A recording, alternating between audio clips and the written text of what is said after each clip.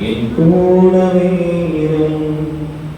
ஓ இயேசுவே, நீர் இல்லாமல் நான் வாழ முடியாதே. என் பக்கத்திலே இரும். ஓ இயேசுவே, நீர் இல்லாமல் நான் வாழ முடியாதே.